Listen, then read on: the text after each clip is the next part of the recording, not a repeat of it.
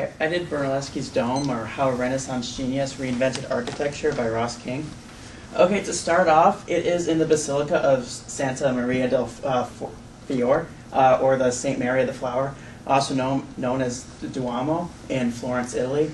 It is the largest brick dome still standing in the world today. The diameter of the dome at its max is 176 feet. And the walls for the cupola or the dome stand 170 feet tall, and that's just where the dome starts. And it rises another 130 feet into the air for a max total of 90 meters. Okay, so the new cathedral was to be the highest and the largest ever built, and this was to show Florence's wealth in the 14th century. And the original designer didn't even know how to build the dome, but expressed faith that someone would be found who would know. The Opera del Duomo, which is controlled by the Wood Guild, who held responsibility for building the cathedral, held a contest to how to design the actual dome. And the one design that won didn't have buttresses because they were considered ugly in Italian architecture.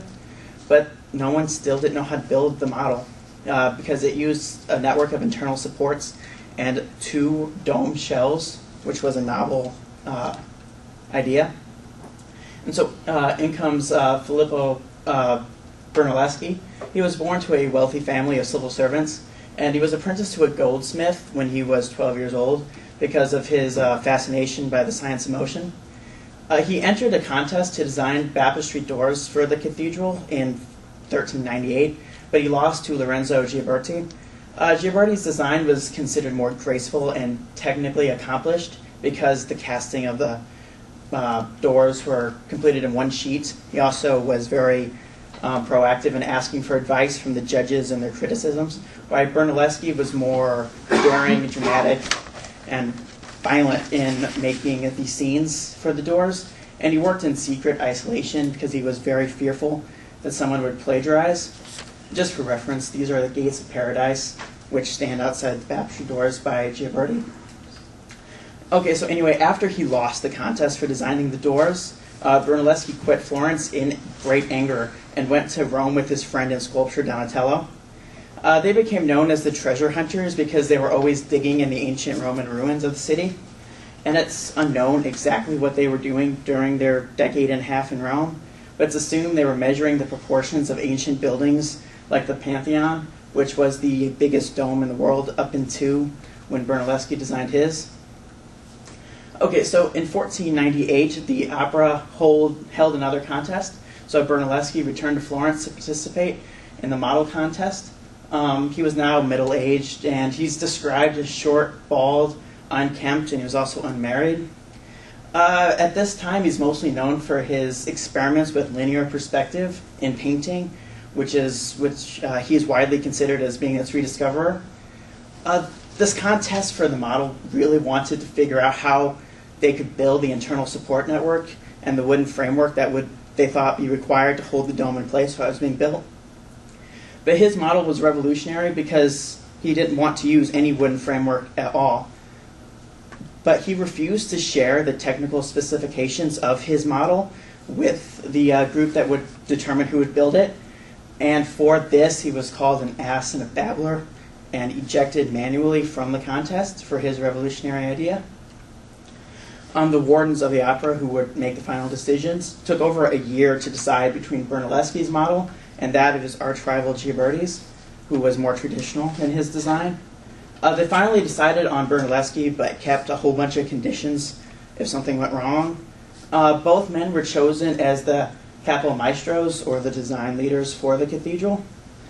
And 2 domes would be constructed. The inner would begin at 7 feet in width at the base and would taper to 5 feet at the oculus, while the outer dome would be a third of that size.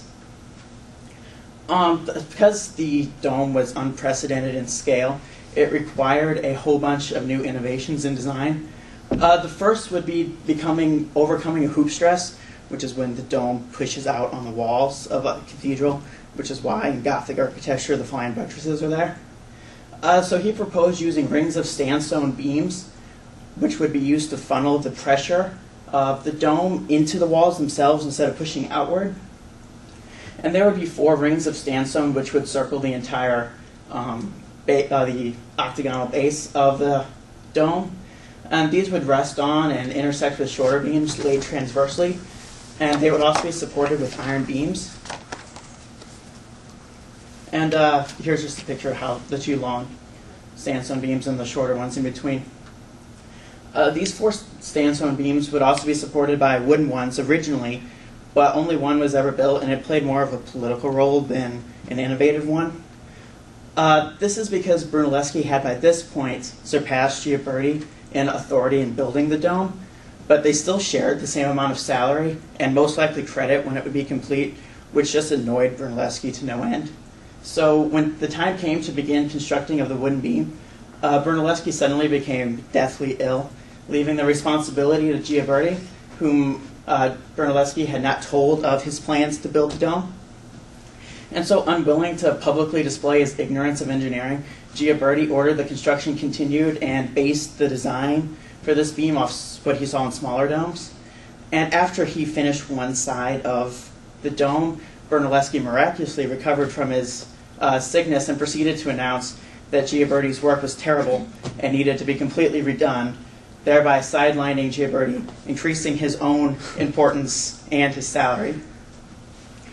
But the beams themselves were not enough to completely fix all the dangers in the pressure of the dome, so he used what's called a herringbone brick design to help against the possibility of collapse.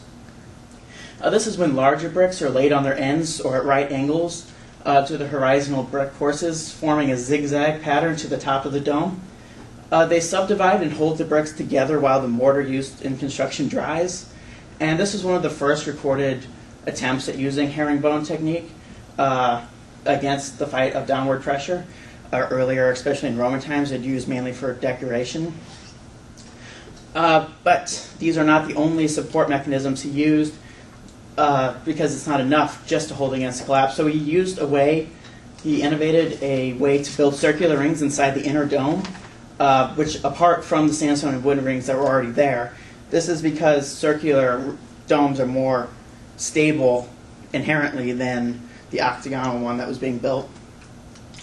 Okay, because once again that the dome was unprecedented, he had to innovate to solve a problem of lifting up vast amounts of weight to the top of the cupola. This was found in the ox hoist, which contained a reversible gear shaft, which was centuries ahead of its time. He also invented what's called the castello, because no matter how successful the hoist was, it could only move things up and down and not laterally. He had a wide range of crossbeams, slideways, counterweights, and a turnbuckle, which allowed very precise placement of materials. And he had to go as he found out, because only through practice could they find out if the weights would hold, because there was no mathematical formula that they could use to figure out if it wouldn't collapse. Brunelleschi also attempted other innovations. One of the most famous is a large ship called the Il Battleone, or the Monster in Italian, which was a large land-to-sea convertible ship, which he hoped to lower the cost and speed up the process of shipping marble to Florence. Fortunately, it sank on its maiden voyage and hurt Brunelleschi's reputation and financial position greatly. But things only got worse. After the problems with the Monster, construction on the dome slowed because of renewed wars with other city-states. Brunelleschi was thrown in jail for not paying guild dues, but this is highly suspected to be a political motivation, for his patron, Cosimo de' Medici, had been exiled a few years earlier, and he was now falling out of favor with the new leadership.